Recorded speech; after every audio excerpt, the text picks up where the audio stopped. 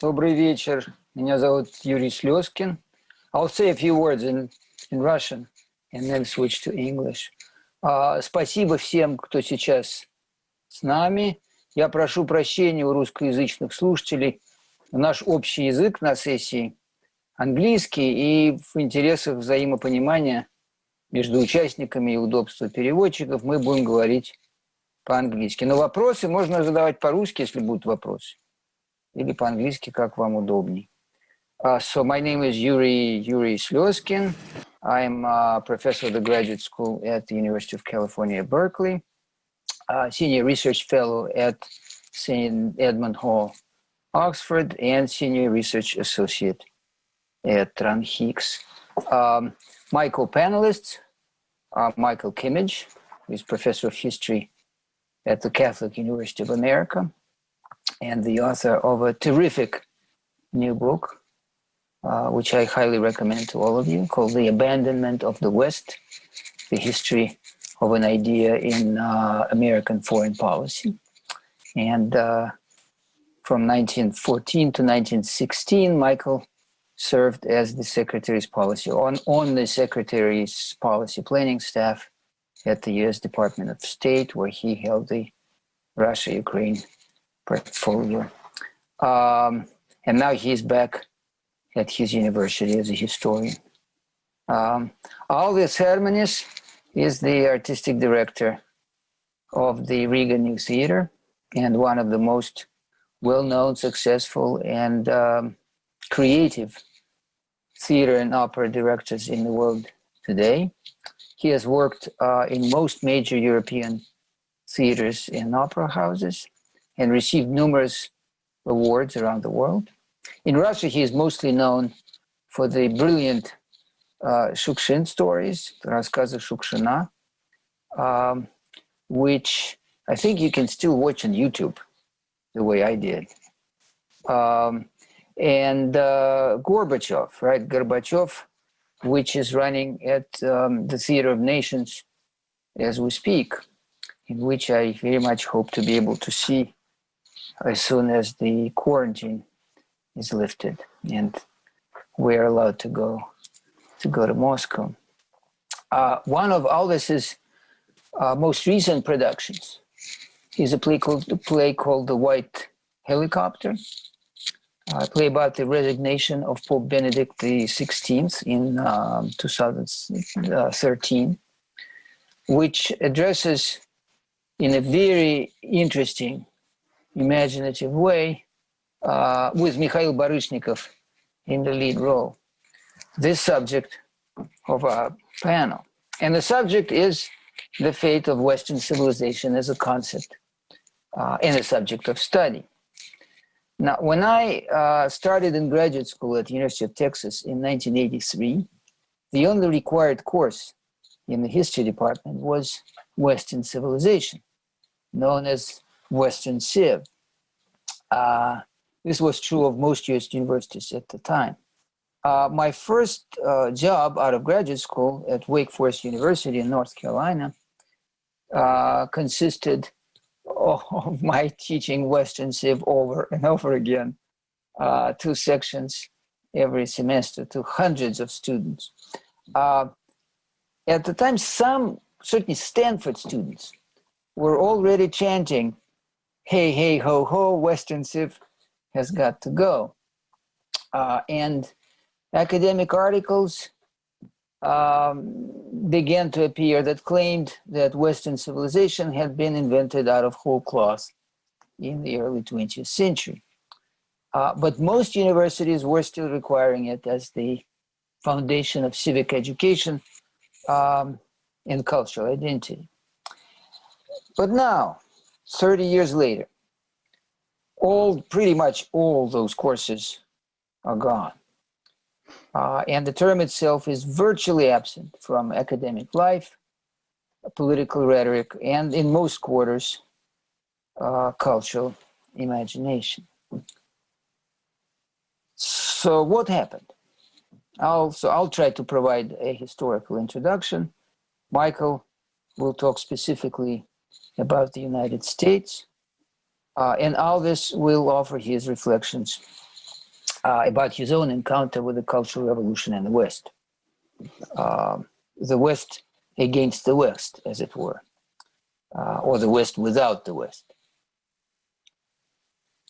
Now, according to the historian William McNeill, the author of the tremendously influential The Rise of the West, which defined the shape of Western civilization courses in the US for over a quarter of a century, a civilization is the largest possible community united by, and I quote, a shared literary canon and expectations about human behavior framed by that canon. Now, if we apply this definition to Huntington's list of major world civilizations, we get an interesting result, I think. The Chinese, Japanese, Hindu, and Islamic civilizations definitely are civilizations. The African and Latin American definitely are not and never have been, according to that definition. The Orthodox, not really, and the Western, not anymore.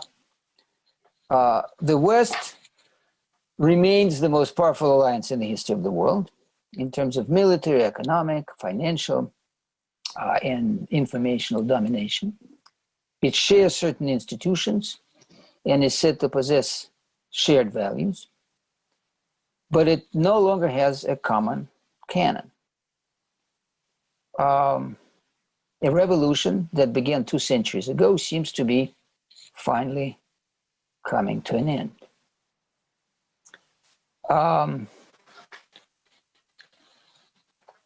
So to go back a few steps, unlike the Greek missionaries from Byzantium who converted the Slavs by translating the scripture into one of their dialects, the Church of Rome adopted Latin as the sole language of faith.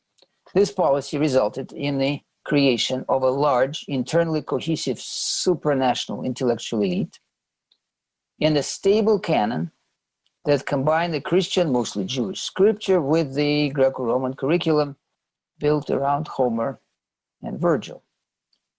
Now, in a politically fragmented area, the fact that the canon referred to someone else's past in a language that was neither native to anyone alive, nor plausibly authentic as a representation of the original text, unlike Sanskrit, classical Chinese, or Arabic, for example. That text seems to have been more of an asset than a problem. And so for about 1,000 years, the Christians of the Latin Rite were reading the same books, or hearing about them if they could not read, thus clearly constituting a civilization in McNeill's sense. And then several things happened in relatively quick succession. In the 16th century, the print revolution and the combined efforts of humanists and Protestants undermined the position of the Latin Bible. Most Protestant Europeans had finally caught up with the Slavs in having their national languages sacralized through biblical translations. And at about the same time, French began its ultimately successful competition with Latin for supremacy in the world of high culture. The neoclassicists prevailed over the classics. The language of the French king became the language of French poetry, and the language of French poetry became, as the phrase went, the Latin of the moderns. But it was France's main rivals, united in 1707 to form the Kingdom of Great Britain, who responded to Paris's claims of universalism by launching a true revolution within Western Christendom.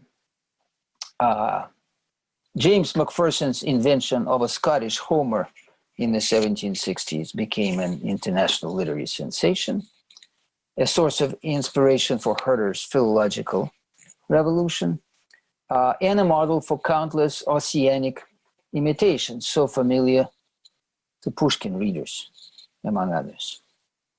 The Icelandic sagas, the Nibelungenlied, the Song of Roland, the Poem of the Cid, many others were rediscovered and celebrated as national treasures. Some previously unknown medieval manuscripts were unearthed, as is the case with Slova Polku Igorя, right, the tale of Igor's campaign. Some were forged, and some still circulating oral tales collected and published, more or less faithful. In Finland, a doctor by the name of Elias Lönnrot composed the Kalevala. In Estonia, a doctor by the name of Friedrich Kreutzwald composed the Kalevipoeg, son of Kalev. And in Latvia, an army officer by the name of Andris Pumpurs composed Lech Plesis, Bear Slave.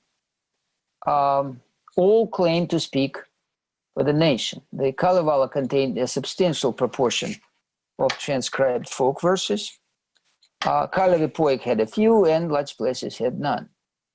All three, and many others elsewhere, form the foundation of national canons and continue to generate new versions and interpretations, having in effect become folklore.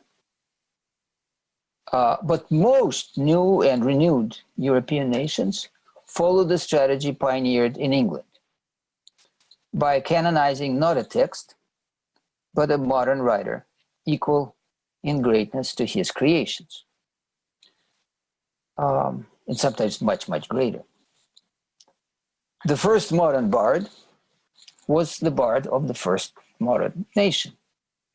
The canonization of Shakespeare began in the first decade of the 18th century, took off in earnest with the introduction of his plays into the school curriculum in the 1720s, became official with the unveiling of his statue in the Poets' Corner in 1741, and reached the fever pitch of full-blown bardolatry, as it is known, bardopoklonstvo, I would say, as an idolopoklonstvo, with the Shakespeare Jubilee of 1769.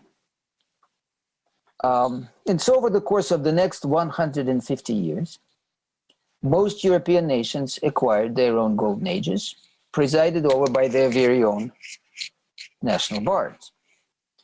Or rather, most Europeans became members of nations by accepting certain writers as their saviors.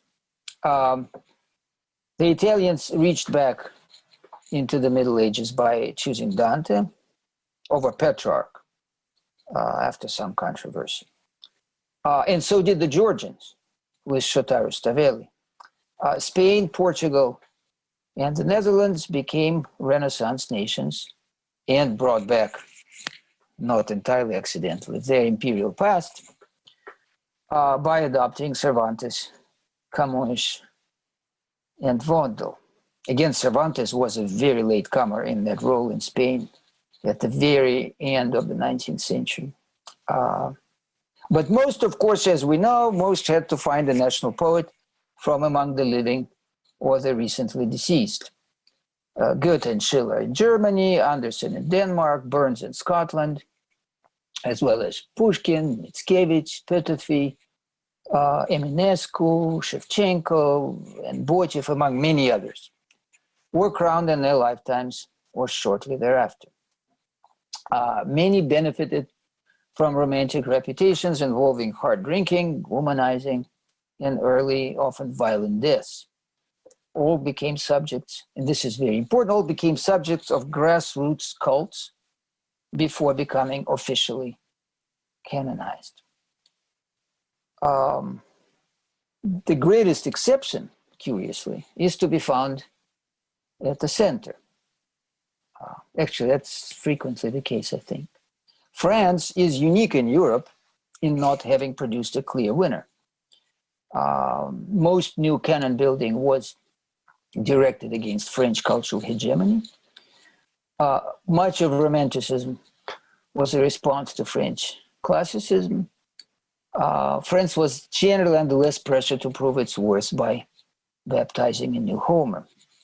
So partly for that reason, I think the French elite has not been able to reach a consensus. So there were special celebrations devoted to Rabelais, who never became the French Cervantes, Molière, who never quite became the French Shakespeare, and Victor Hugo, who never became the French Pushkin.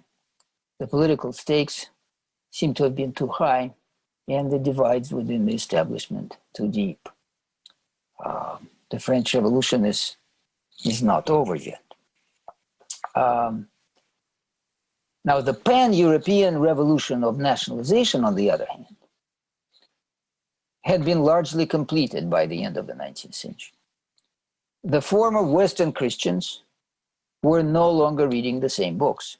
Each nation had its own pantheon, its own bard, and its own education system built on the vernacular canon. The role of civilizational unifiers was increasingly played by the national bards of a few powerful states. It's an interesting separate questions of how they were chosen and at what time. Primarily Shakespeare, Dante, Cervantes, and Goethe. The Western elite had become more fragmented and culturally more unequal. The Slovenians, for example, built their high culture on the cult of their national poet, Prešeren, but few people outside Slovenia ever heard of him. The divide between Western and Orthodox nations had, at least in this regard, been in effect erased. The cults of Eminescu and Shevchenko were structurally analogous to those of Shakespeare and Cervantes. The statues of Pushkin and in Moscow and Camões in Lisbon went up at the exact same time in June 1880. The nation state is a nation state. They're all the same by being different. Except, of course, that the state that presides over the modern world and much of the rest of the world is not a nation state in that sense. The United States imported certain elements of the mother country's bardolatry, bardopoklonstvo, in the theater and toward the end of the 19th century in the school curriculum, and witnessed some attempts to create its own.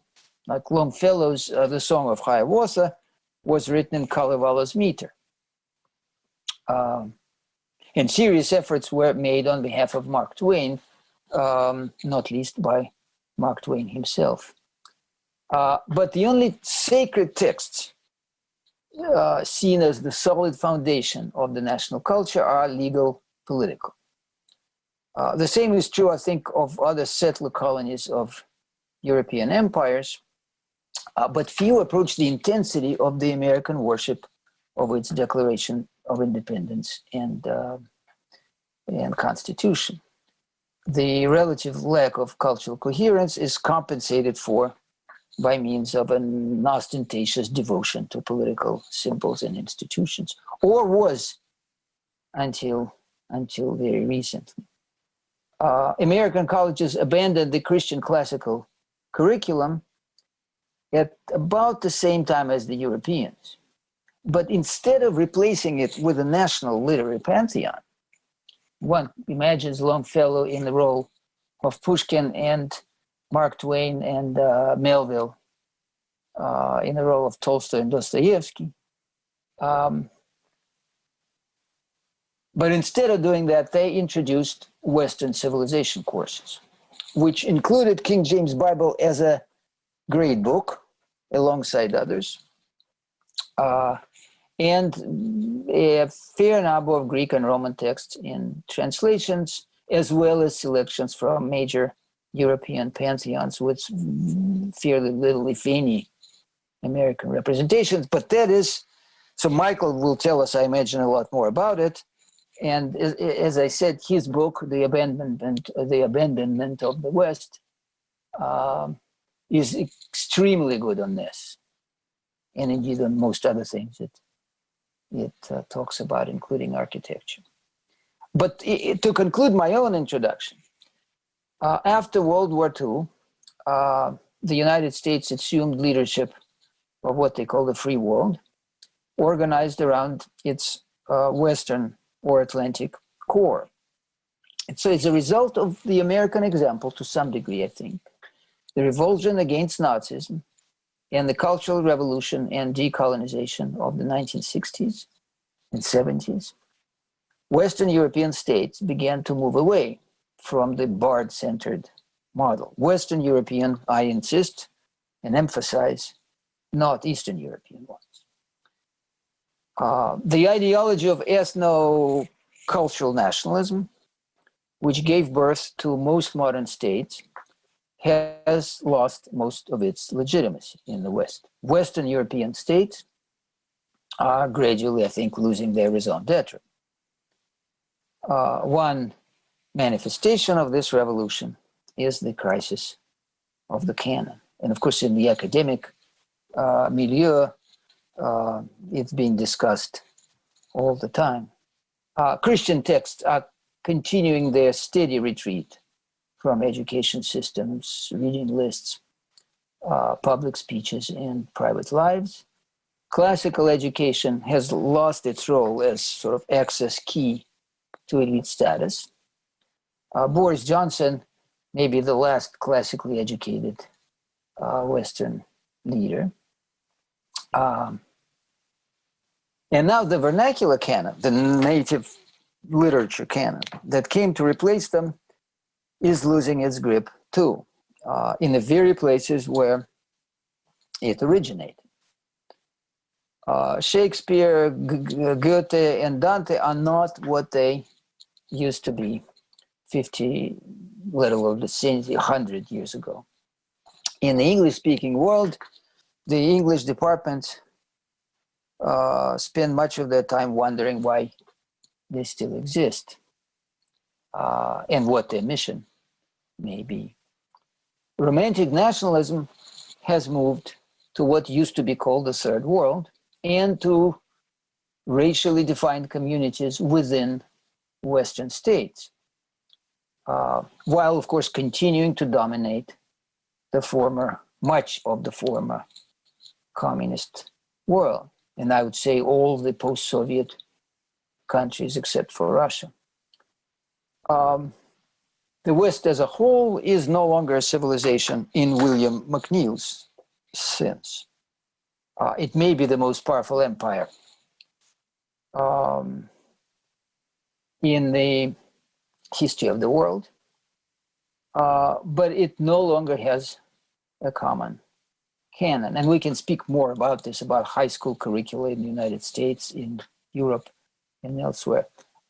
Especially, of course, as compared to its main geopolitical rival, China.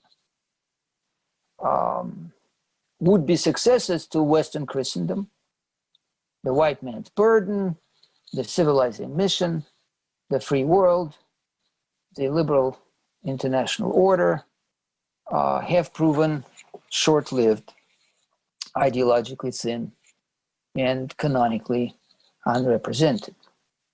Today's West consists of peripheral, again, mostly Eastern European ethno-nationalisms and a big hole in the middle. So thank you very much. This was my general overview. And so I will now invite Michael to talk to us about the concept of the West in the United States. So, Michael, the floor is yours. Wonderful. Thank you, first of all, for the invitation to participate, Yuri, and for the kind words about my book, and for a presentation, as you'll see in a moment, that has considerable overlap with my own. I'd like to begin with a point, and I'm conscious, of course, of having a Russian audience for this panel discussion, for this forum. That's ironic, an irony, that at the present moment, the West often exists with much more force and coherence in the eyes of its outside observers than it does within itself, whatever precisely the West is and wherever precisely the West is. And precisely the point on which you concluded, Yuri, this sort of hole or void, I think is present nowhere more palpably than in the United States, which is self-consciously in many respects the leader of the West, and which, starting especially in the 1890s, did a great deal to align itself, both culturally and geopolitically, with the West. Globally, the United States is often a synonym for the West. I think that that's often a feature of Russian political discourse. When you say Zapad in Russia, very often you mean the United States. But as Yuri has already described, Western civilization, or the West, is not a point of unity within the contemporary United States. So you get the ironic situation in which the United States is the West, but does not necessarily see itself as the West. So I'd just like to begin with that irony, or perhaps with that contradiction. Let me outline in brief the course of our remarks. I'll speak first about the academic story, which I think is really the fundamental story, the way in which the United States chose a Western identity or chose a Western affiliation. And that's not a story of decades, it's really a story of centuries. And then I will, in brief, connect that affiliation with the West to a certain style of American civic architecture, not the skyscrapers of Chicago or New York, but the civic architecture of Washington, D.C., and what may, in the scheme of things, be a bit more consequential, will connect the affiliation with the West in academia with a sort of core impulse of American foreign policy.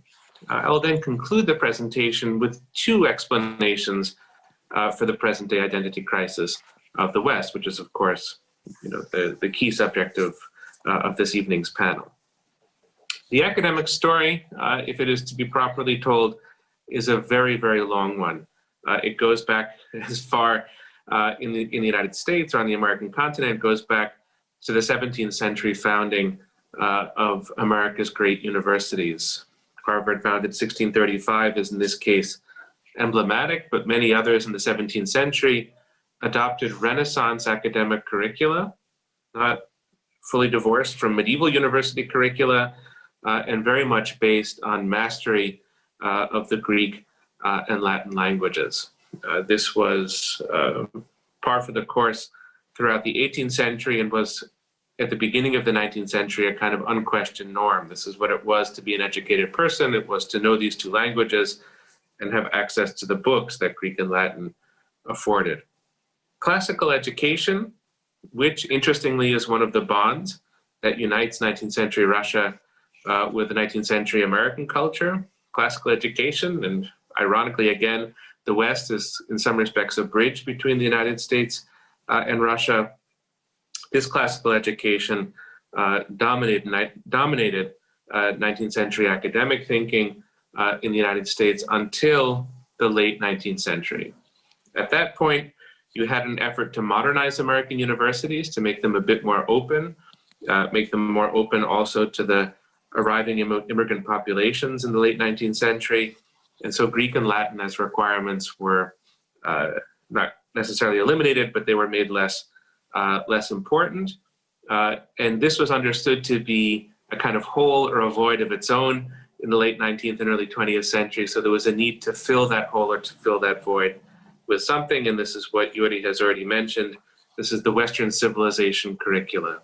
So these are pioneered at Columbia University, 1917, 1918, 1919, at the time of the First World War.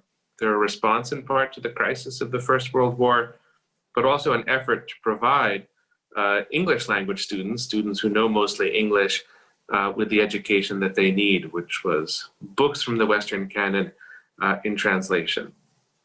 The Western civilization model that was begun at Columbia spread throughout American academia in the 1920s, had a very important bastion at the University of Chicago, but really it becomes popular throughout the 20s and 30s and is embraced, which is interesting to compare with more recent history, is embraced both by professors and by students alike. So let me just quote briefly from a student circa 1933 on the campus of the University of Chicago, where he has been recently required to take a course titled History of Western Civilization.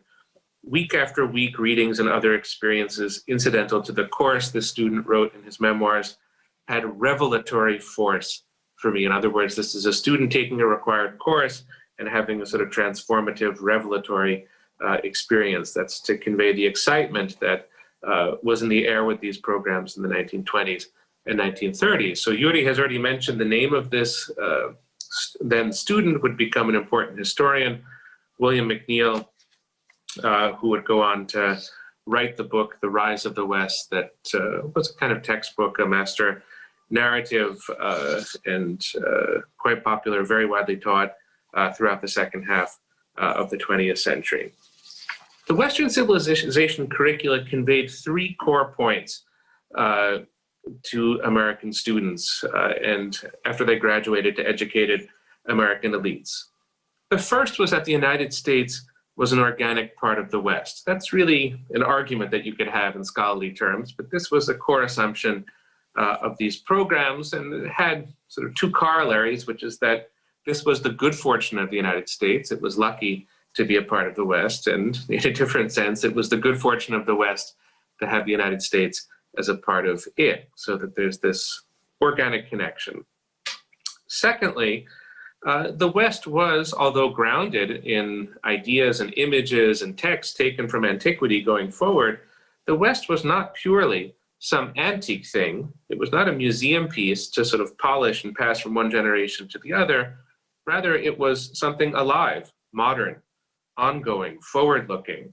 And here, European and American ideas of the West are not always identical. So there's a kind of protean quality to the West as it was taught in these decades, and as the American affiliation to it was understood. It concerned the future and not just the past. Thirdly, and this is certainly a kind of American spin on the idea of the West, which often is very differently interpreted in its European context, and this is that the West is either democratic or proto-democratic, so that there's democracy waiting in the wings, even if it's not always present in the story and the narrative of the West. It begins in Periclean Athens, it's continued in the Roman Republic, it begins to flower with the parliaments and political systems of the early modern period. Exactly as Yuri says, the political notion of the West is very central to the United States, that sort of canonical texts are indeed the political ones. And then the West in this narrative comes into its own with the American Revolution, 1776, the political developments of the 1780s. And therefore, the West is, in this sense, a vehicle of rights, law, and liberty. Let me say a few words now about architecture and then a few words about foreign policy before coming to my conclusion about why there is at the moment an identity crisis of the West. The academic commitment to the West, the Western Civ curricula that I mentioned a moment ago, coincide with the dominant phase of American civic architecture, which was produced in the neoclassical style, and which Washington, D.C. shares with the city of St. Petersburg, although they're not cities that so much look like one another, but they do share a fervent commitment to neoclassical architecture. This is the style that's visible in the White House and the Capitol, both of them buildings from the early 19th century. And it's also visible throughout the entire National Mall complex, from which there have been so many images and photos from the past 2 weeks. This architecture in the center of Washington, the monumental architecture, gestures toward antiquity. That's why it's neoclassical, but really it is of the 20th century. It has that sort of organic, or rather that protean modern quality that I mentioned in the academic teaching of the West. Lincoln Memorial is built in the 1920s, or it's finished in the 1920s, Jefferson Memorial from the 1930s.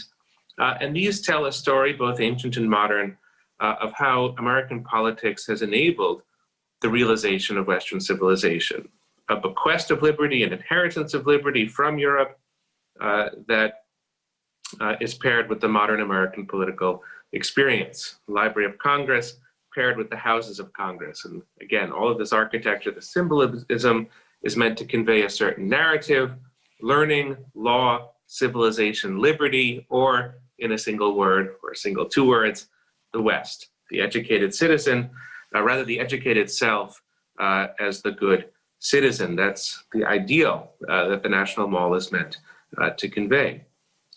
The West, then, it's clear, has political meaning, civic meaning in the United States, not just academic meaning, but you will not find this meaning expressed so much in domestic American politics. America is not the country that, in its politics, debates where it is vis-a-vis the West. Where you find the West most palpably is in American foreign policy. So let me just say a few words about this before coming to a conclusion.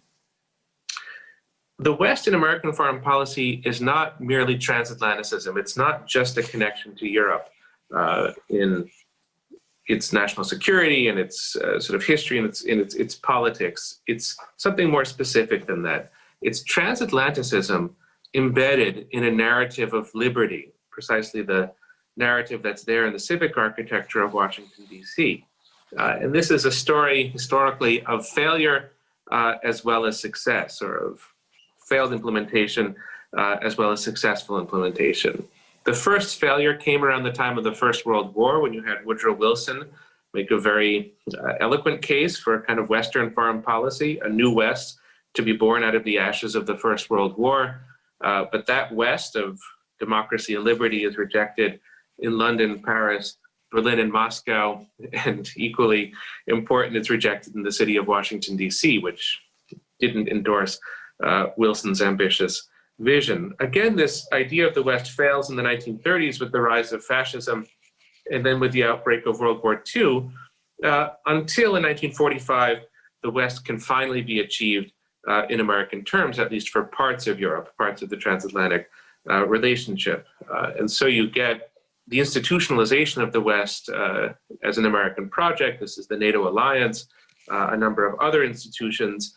And historically, you can evaluate the golden age of this West as running from 1945 to 1963. It's sharpened considerably by the existence, in reality to a degree, but also in the American imagination, of a despotic Soviet East. So you have that inevitable contrast to the early Cold War. And I would say that that phase comes to an end with the assassination of John F. Kennedy in 1963, and with the evolution after his assassination of the Vietnam War, which really initiates a new chapter in American culture and in American foreign policy. 1963 is also the year that John McNeill publishes his masterpiece, The Rise of the West, which I think comes not at the beginning of an era, but at the end of an era. Why is it that the West fell in America, or fell from grace? I will offer two concluding explanations or answers to this question, and both of them have been indicated already in Yuri's comments. One is a multicultural revolution that begins in the 1960s, a revolution in sensibility, a revolution in politics that's deeply connected to the trauma of the Vietnam War. And you have a real reconsideration in certain parts of the culture, certain parts of the political culture, a real reconsideration not just of American policies, but of what the United States is. The connection to Europe is challenged. It's seen as exclusive, as limiting, as confining. It keeps very important American groups, especially African Americans, out of view.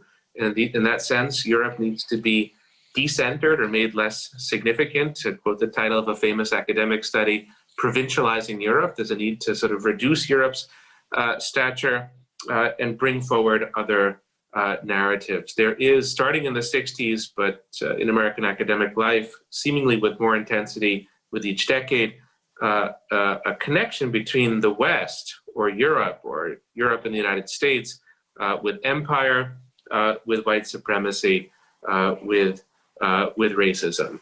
I wouldn't want to caricature this position. There'll be lots of nuance within these debates and discussions, but the rise of the West as a good thing, which is more or less McNeill's perspective in 1963, becomes a very old-fashioned view. Even McNeill himself comes to question and perhaps to reject it in the 1990s, and is now, I would say, almost impossibly old-fashioned. So the West, if it's there at all rhetorically, is either old-fashioned or pernicious, although there are sort of islands of American academic and political culture where the West is important and where the West is still put forward as a sort of necessary and positive affiliation. Secondly, outside of academia, you will find fairly vigorous discussions of the West. Many of them occur in the city of Washington, D.C., and these are discussions about American foreign policy. But here, the issue is not rejection of the West. It's a deep, deep divide within American politics in which two rival images of the West are reflected. So I will mention by way of conclusion the West of Donald Trump and the West of Joe Biden. The sort of two characters who have been battling it out in American politics for the last year. The West of Donald Trump, and he was described at the Republican nominating convention of this past summer as the bodyguard of Western civilization. That was the way he was introduced at the beginning of that convention. The West of Donald Trump is something that he affiliates himself with. He speaks about Western civilization. He speaks about himself as a protector of the West. He does so with an understanding of the West as nationalist, as composed of nation states sort of vigorously defending their sovereignty. He defends the West, not always that plausibly, but it's part of the argument, as Christian, as something that is distinct from Islam and from other religious civilizations, other religious affiliations. This he does a little bit less directly, but the West is also white, and that there seem to be distinctions between white and non-white peoples in his understanding of the world and of the world's hierarchy. The West is imperiled by immigration, and perhaps the West is imperiled by capitalism, or something that people in Trump's orbit call globalism, a sort of unrestrained cosmopolitanism. And in this sense, you see echoes of Trump's view of the West in the political cultures of contemporary Poland, contemporary Hungary, contemporary Britain, and also, although I think the terms have different valences in Russia as well. What is the West of Joe Biden? It's something almost antithetical. So this is the West that is defined by the European Union and by a strong connection between the United States and the European Union. It's internationalist, or it's transnational in some respects. This is the West of NATO as a kind of international, transnational institution. Perhaps it's a West in foreign policy.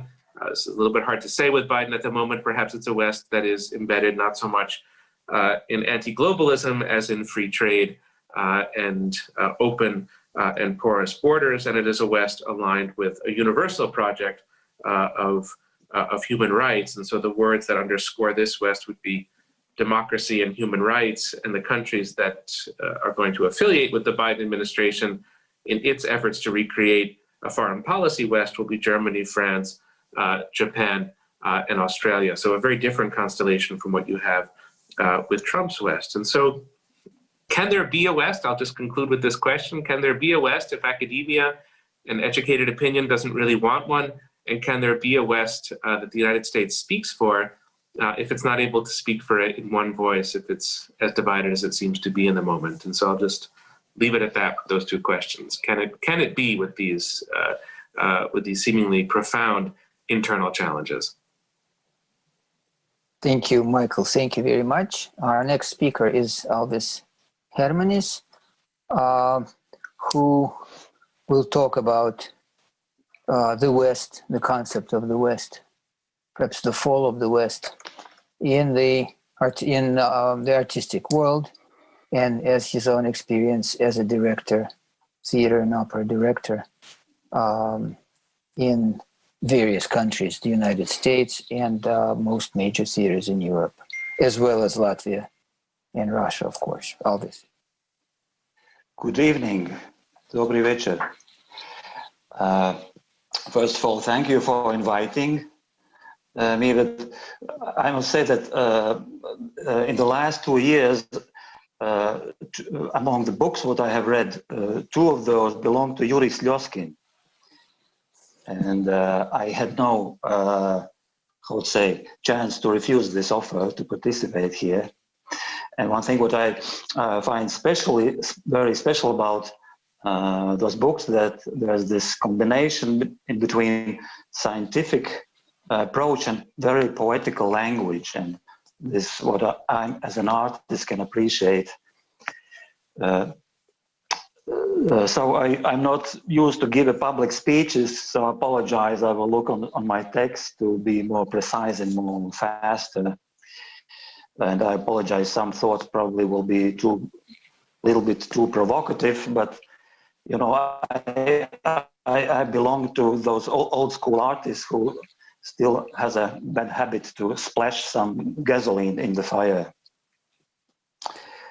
So I will try to look at this subject of Western culture from my point of view as an artist.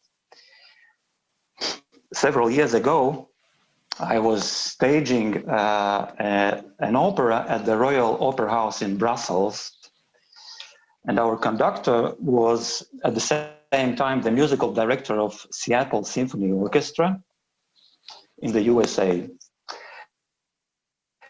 Knowing that among the residents of the Washington state, there is not only Jeff Bezos, but also Bill Gates with all his Microsoft billionaire friends, I told my conductor that he would be a very lucky man with all these rich donors and sponsors coming to his concerts. His answer surprised me. He said that all those IT people have zero interest in classical music. We know that in USA there's no Ministry of Culture, and the opera houses and orchestras which represent the tradition of the Western culture in that country were operating historically only thanks to the so-called old money, the rich part of society which was always supporting culture. Now by accident we find out that the wealthy people who are making money with new technologies are not interested in Western culture anymore. Very interesting. If that is true, then I have a question. Do they identify themselves with Western civilization or not? I don't know the answer, but I suspect that they already belong to a different civilization. So what do we know about the rules of the nature? Entropy is an inevitable process. And in order to build something brand new, you must destroy the old. There's no way to avoid it, simple physics. Even children playing in sandbox know this reality. It seems to me that the roots, the origin of globalism are coming from Western civilization and culture. Globalism itself is the next level, the next stage in the evolution of Western culture. And all that globalists are doing, they are expanding and developing some old Western values, rationalism, the free market. In a certain sense, they are even modifying the Christian vision of equality and the brotherhood of man. But there are people who believe that on this way they are abandoning some other values of Western culture. National identity, religious freedoms, traditional values, and cultural traditions. Western, or I would say European civilization in the past set up 2 mega-scale laboratories where to experiment with their more radical and brave ideas, how to improve the human civilization. Those ideas were born and created in European minds, but materialized and experimented with on completely other territories. I mean, North America in one case, and communist countries in the second. In both cases, we know the results. The new experiment, the concept of globalization, we can probably call a mixture of the previous 2. And it will be very exciting to follow the work of this new laboratory, which in this case takes place on a planetary scale, and nobody will be able to hide. Regarding the Western art and culture in this context, the history of any culture, not only Western, is about tradition, like it or not. Tradition inevitably means something very, very old. And I'm sorry, but I must stress this word, because this word itself, old, nowadays on the territory of professional artists has only a negative meaning. Being old automatically means being bad, outdated, something that must be abandoned and fought against. Today's art market is constructed in such a way that in order to survive, you must position yourself as a modern and innovative artist. And by the way, it helps if you are not familiar with the history of art, because then you are living in happy ignorance of the past. For example, that something you invented this morning was probably already in existence some 100 or 50 years ago. So in short, Western professional art today is ashamed of its own history and tradition. It's like being ashamed of your own parents or grandparents. To respect the tradition now is simply a very, very bad taste in our business. And young artists learn and adopt these rules incredibly fast.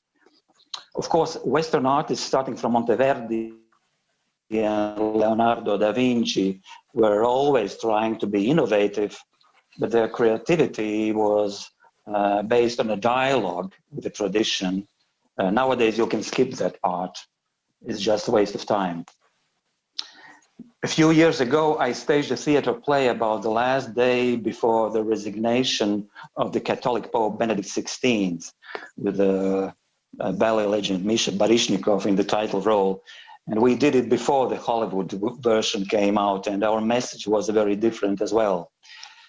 So when the former Pope was asked why he chose the name Benedict, he answered that the saint he had in mind was Saint Benedict in the Middle Ages, who decided to hide from barbarian wars and established a new rule for monastic life, which in certain sense became the prototype for the European town and the European Western or Western civilization in general. The central part of this monastery after the church was the library. If somebody from outer space were to ask me, please explain to us in one word, what is the metaphor, the key word of Western civilization, I would answer books. The cornerstone number one, the books. If you are working in theater, you can easily witness the change of audience that has taken place over the last 20 years. In former times, the theater art always was a reference to literature. In fact, theater itself was an extension of literature, and not anymore. If you work on our side of stage, you can see that theater spectators mostly do not read books anymore. Their perception is focused not on the texts, but on images. In order to communicate with them, you must completely transform the whole system of codes, just like emoji are replacing words on our smartphones. Because in today's theaters, we are dealing with differently constructed brains. For example, I believe that the biggest contribution to human history made by Steve Jobs is not Apple, but Pixar.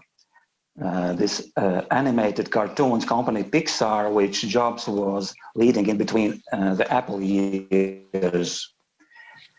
Because that was a real revolution, to invent a completely new way how to steal and program children's brains.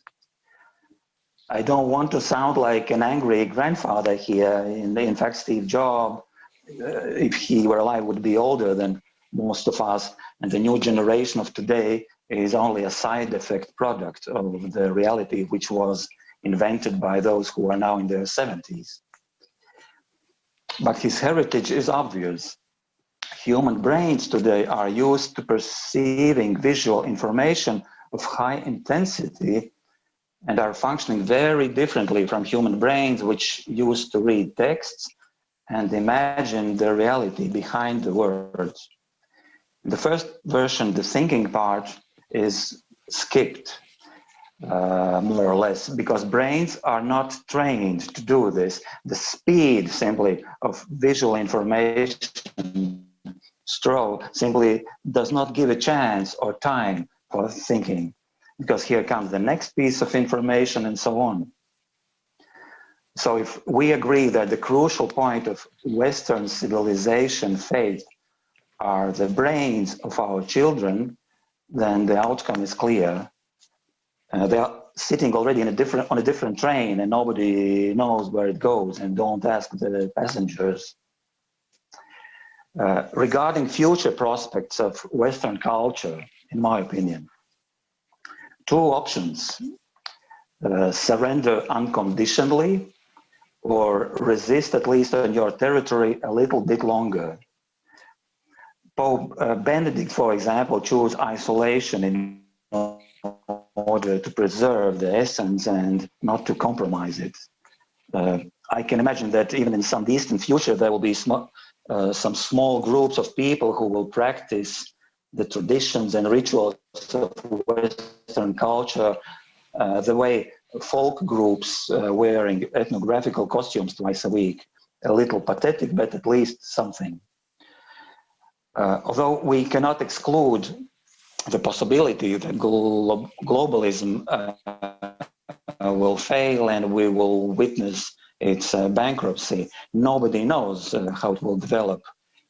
Maybe problems created by globalism, unemployment, economic crisis, and human catastrophes will change the direction backwards.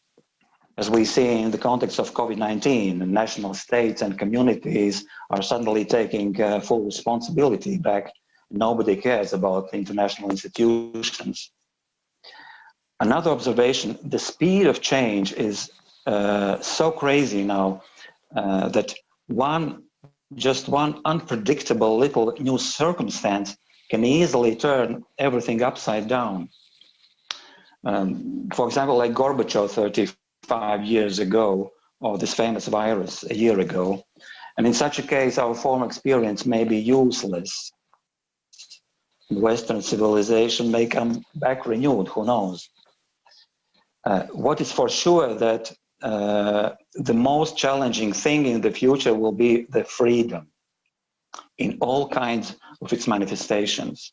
Our lives will get more and more controlled and limited, and the Chinese example is another good laboratory which gives us some hints about our future. Human nature is going to resist all this. Again, laws of nature. For example, when Josip Brodsky, when he got the Nobel Prize, he was asked by a Western journalist, by the way, how is it possible that a person who grew up in communist country, in communal apartment, just in few square meters, has reached the Nobel Prize?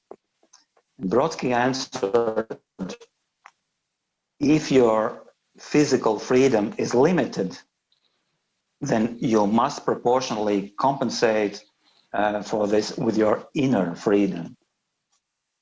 Yes, so I believe freedom will become the biggest challenge and the most precious thing in the nice, bright future which is expecting us. But I'm not sure that you can rely on artists too much. Typical modern artist is a kind of businessman who fully depends on the market and does not go against the mainstream.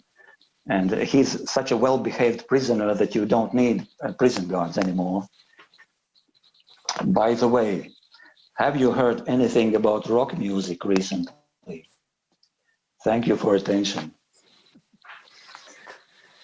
Alvis, thank you very much. So I will ask you some questions and then invite you to ask each other questions, ask me some questions if you would like, and then we'll have a general discussion. So Michael, you concluded your presentation by describing two Wests, the West of Donald Trump and the West of Joe Biden. It seems to me, and you know a lot more about this, but it seems to me that the West is marginal to both visions. Trump is primarily about America, and Biden is primarily about the world, obviously with NATO and the EU at its center. And you mentioned Japan as a key ally in this vision, Biden's vision. And so my question is, I mean, it's obviously a totally appropriate way to conclude a presentation on our topic. But I wonder how much West there is left. As you said, there is virtually none in the education system, or at least none under that title. And there is very little in foreign policy rhetoric. And so the question is it on its way out completely? To use the term that Alvis mentioned a few times, globalism, in today's world, and given the way the US represents itself and what it claims to lead, is there really any place left for the West? And my question for Alvis is perhaps not an entirely fair question, but given what you've just said, how do you explain your own success? You said that people who go to the theater do not read anymore. Actually, it's very interesting because a lot of the people I know who read do not go to the theater anymore. But in any case, and yet the unfortunately rather small part of your work that I know and love, is book-centered. Literature is clearly crucially important to your work. And I'm thinking, I mean, Shukshin, рассказы Shukshina, right? Shukshin stories, Brodsky, Baryshnikov, which is entirely based on Brodsky's poetry. And then I know you've staged Revizor, or Inspector General, Oblomov. And actually, I saw recently in Riga a production that I absolutely loved, production of yours, Sonia, an old one. But anyway, that was my chance to see it. Sonia, based on a story by Tatiana Tolstoy. Anyway, are you chasing a kind of vanishing audience? Or is there a difference between your audiences in Latvia and Russia on the one hand, and especially in the German-speaking part of Europe where you spend so much of your time? And given what you just, and this is not the first time you've said some of these things. So how do you explain the fact that you are so successful and that you keep getting invited? So anyway, maybe Michael first, and then Alvis, and then I'll open it up. I'd like to try to answer your question first through historical comparison, Yuri, and to speak about two figures, Eisenhower and George Marshall, and how they created the notion of the West in American foreign policy, and then I'll compare that to both to Trump and to Biden to try to give a proper answer to your question. What is clear for Marshall, who was a key figure in the Second World War and then Secretary of State after the Second World War, and Eisenhower, is that they linked civilizational narratives with political narratives, with foreign policy narratives. And Eisenhower was, interestingly, before he became the first leader of NATO and before he became president, after he was the major general in the Second World War, he was the president of Columbia University. So in his very career, he sort of combined these two worlds of high politics and academic work. But that linkage was extremely important to them. It could be rhetoric, it could be boilerplate, it could be phrases at times, but I think it had true meaning. I'll just quote from George Marshall speaking before the U.S. House of Representatives when he's trying to argue for the Marshall Plan as the sort of cornerstone of post-war American foreign policy. Left to their own resources, Marshall says there will be no escape by Europeans from economic distress so intense, 1948, social discontent so violent, political confusion so widespread, and hope of the future so shattered that the historical base of Western civilization will take a new form in the image of the tyranny we fought to destroy in Germany. And you'll find many similar phrases and quotes from Eisenhower. What can we conclude from that with those two figures? This is a political project, it's a geopolitical project to build the West after the Second World War. No less is it a cultural project or a civilizational project. So these two things must be united for it to succeed. That matters for convincing the American population to pay the taxes necessary for the Marshall Plan. It matters for getting the populations of Western Europe behind the NATO alliance, behind a sort of democratic post-war order. That's very, very different from both Trump and Biden. And so I think the sort of latent pessimism of your question is in a sense correct, that even if they use the phrases the West, it's really very, very different from what it had previously meant. And it's much, much thinner and I think much less likely to succeed. So in the case of Trump, you get some of that civilizational rhetoric, but it's very incoherent. And it's tied to all kinds of, sort of crudely nationalist impulses and to various kinds of sort of political intolerance. So I think it really doesn't speak for the most part to educated populations, which is crucial for this concept to work. And it's difficult to figure out really what he means when he speaks about the West. And I think he's also not very sincerely interested in the concept. It's sort of a speechwriter's concept, and it's there, but it's without a great deal of meaning, or some of the meaning that it has is fairly ominous. When it comes to Biden, and this goes back to the Obama administration, it's a sort of a technocrat's notion of the West.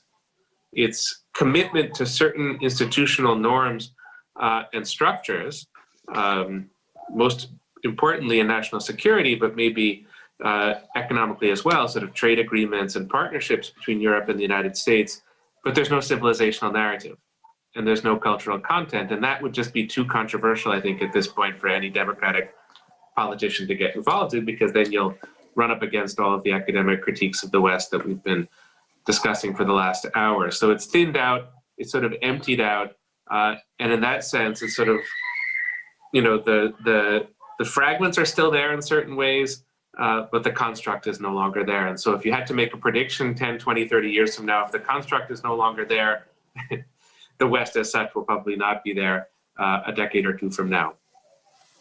Thank you, Michael. Alvis. Okay.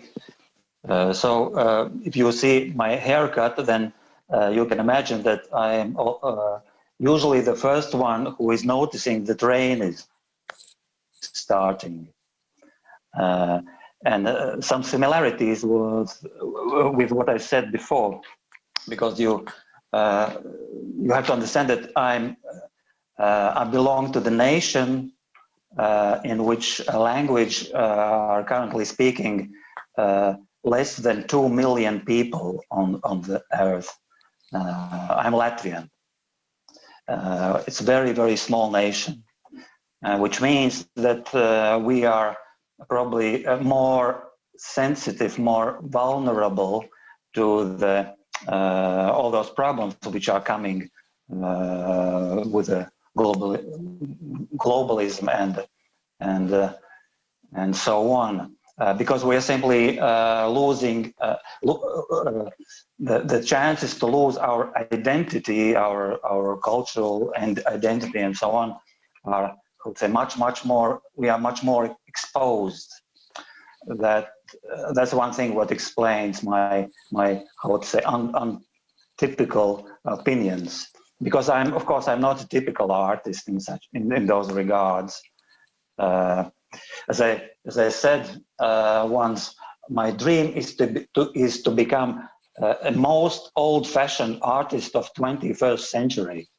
So probably I'm just so sick with the idea to be radical that I decided to be radical being old-fashioned. Yes.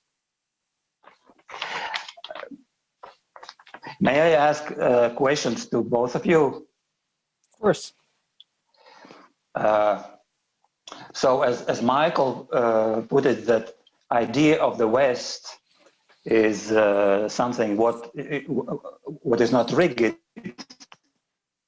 not concrete, that this idea of West could develop and change and so on. I have a question to both of you. Can you, to Yuri, I have such a question. Can you imagine that in some future of 10, 20 years probably, the Eastern Europe and especially Russia could become the last hiding place of Western values, if we are thinking that Western idea is defined by many criteria, and we see which country applies to which criteria, which not, and maybe, of course, some countries are missing some criteria, some not. As we see, for example, in Eastern Europe, how to say, I would say Eastern Europe maybe is more Western than old Western Europe. And who knows, maybe Russia could become the last hiding place. And for Michael, I have a question similar about this development of Western idea regarding architecture and historical heritage. If you are, especially if you are now are speaking with us from Washington, as we know that in this summer there was a big enthusiasm against monuments and the old slave owners like Lincoln and Washington. Tell us, please, what are the chances that in some future the capital of United States must be renamed? So those are my questions. Okay, well, I'll answer the question you addressed to me first. Well, whether somehow Eastern Europe and perhaps even Russia will become the last sort of bastions of Western civilization, of course, depends on what we mean by Western civilization. Perhaps we should have started out by talking about this, but Michael, in his book, he talks about various interpretations, but focuses in particular on liberty and self-government, right, Michael, if I remember correctly? Yes, indeed. At the center of the story he tells in his book. If that's the interpretation, if that's the definition we take, then it's not very likely, especially if we subscribe to that particular version of liberty, basically Enlightenment-inspired version of liberty and self-government that Michael talks about in his book. In your answer to my question, Alvis, you sounded more romantic than someone who goes back to the Enlightenment part of European or Western heritage. And that's not a very common way to define the West, but why not, in a way, right? So if the West is as much about romantic nationalism as it is I was not asking about tomorrow, about some more distant future, 20 years, for example. But again, I think it's very hard for me to imagine living as I do now, at least this year in Riga, that 20 years from now, the same challenge will not be facing your fellow countrymen, right? So how do you continue to exist as a small nation with under 2 million speakers and so on? So that I cannot imagine going away. And so if that is what West is about, if holding on to that romantic nationalist vision is somehow centrally Western, then certain that's not quite true of Russia, I think, but maybe. But again, if we talk about some of the things that I discussed in my presentation, and that is an adherence to a particular canon, then again, I think may very well be that in Russia and Eastern Europe, students will still be reading some of the remnants of those national pantheons from the 19th century 20 years from now. But that will not be the case in the West. I was thinking about Western idea on this classical definition based on three basic things: ancient Greece, Christianity, and Judaism.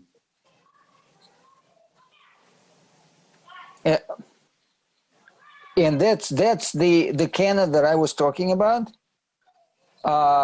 was built on that concept, right? Those were the texts that people were in what we now call the West spent over 1,000 years reading, first in the original, then in translation, then less so, and that really not anymore for most of them. So it's very hard for me to see that part of the tradition being preserved in a place like Latvia or Russia. But the new fragmented canon, as it came together in the late 19th century, where people read their own pantheons and then samples from other pantheons, that is, I think it's entirely likely that that approach to culture and education will survive in Eastern Europe and Russia much longer than in the West. It's certainly the case now. And Michael, Alvis had a question for you too. Yes, I think that Washington will not, or the United States will not eliminate the Western iconography from Washington, D.C., and in fact would interpret the battles over these images and monuments a bit differently over the past year. It's really a conflict that stems from the American Civil War, which was itself a battle over two different ideas of the West. The antebellum South was deeply committed to Western civilization, maybe even more than the North was, but it aligned it with slavery and with sort of conservative impulses. And the North had this more progressive, modern, democratic notion of the West that it upheld. And those principles clashed. And in a sense, you could say that those principles clashed. Maybe it's an overinterpretation of last week's events, but you had rioters showing up by the Capitol with Crusader symbols and, sort of symbols of a, reactionary West, you could say. And then I think for many Americans who were upset about the riots, it was the sense of the Capitol as a symbol of American civilization, sort of overrun almost literally by the barbarian hordes. But if that's true, then there's, I think, a desire to sort of uphold that civilizational commitment. And I think that remains in essence strong, but within that commitment to uphold the civilization is a kind of very, very intense internal battle about in which way and on the basis of which history and with which racial dynamics, et cetera. So it's a sort of battle being fought with the weaponry of images of Western civilization, but I think not for the sake of eliminating that civilization per se, which leads me to my two questions for the two of you in terms of battles over the West. So for you, Yuri, there are moments when the canon gets consolidated historically, and then over time that can be constraining and sort of boring. And there are moments when the canon is really fought over. And that can be enervating and depressing and can be nihilistic if it's taken to an extreme, but it can also be invigorating. So what role do battles over the canon have in the perpetuation of a certain kind of Western civilization? And for you, Alvis, if there's maybe a particular role for Greek tragedy at the moment in the way that it dramatized the problems of civilization, the problems of living under the law, the problems of freedom. And if that wouldn't be one venue for renewal, it's of course a very typical way to renew the civilization, sort of to go back to the ancient sources. But it seems like Greek tragedy has so much to offer us at the moment, with reminded of the sort of Freudian dichotomy, civilization and its discontents. It seems to portray that so beautifully. So perhaps it's an available vehicle at the moment and could be of assistance. But those would be my two questions. Well, of course, canons come and go. There are struggles over canons, and we are witnessing some today. Cervantes became Spain's national writer as a result of very vigorous debates. The same is true of Dante, who won over Petrarch sort of at the last moment, in a way. It began with a struggle, so-called, between the ancients and the moderns, right? That took a while to come to some sort of a resolution, with moderns winning out. So obviously this happens all the time. But when we talk about the canon that began to collapse in the 17th and 18th centuries, it was pretty clear, I think, early on, what sorts of texts were competing with it and challenging it. You can see it very clearly in the debates about Shakespeare in 18th century England, for example. What is, I think, interesting today is that it's not clear what is to come. That course, Western Civilization, that I spent several years teaching over and over again, is gone completely from the United States. So, but there's nothing to replace it. There's no consensus on what is, if anything, is to replace it. And that's what's so interesting, I think, today. The English departments, I mentioned the English departments in American universities that are totally disoriented, I think, and lost. But English as it's taught in American high schools is much more traditional. So it's not over completely. It's actually very interesting. I recently took a look at the books most frequently assigned in American high schools. And what is interesting, going back to the sort of Bardic model, is that I think over 80% are English and American. So it is called English and it remains English. And it's very interesting how different it is from the way history is taught.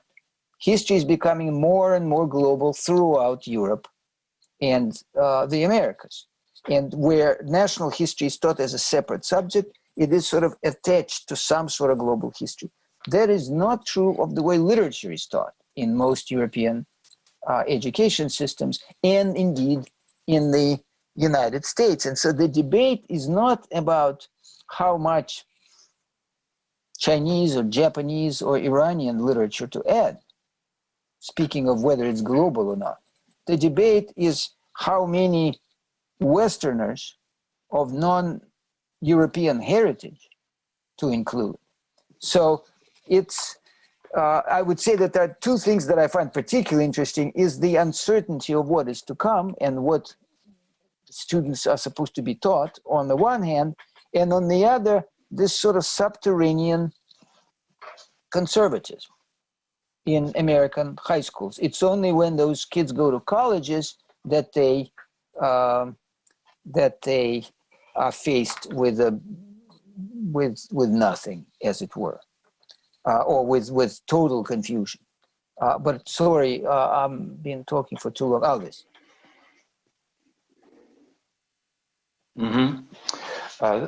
Michael, my answer regarding ancient Greek tragedies. Of course, it's not the case that theaters today are avoiding historical texts. It's not like that, not so bad. But what is the slight difference, or even huge difference, that, as we know, starting from 68, when Joseph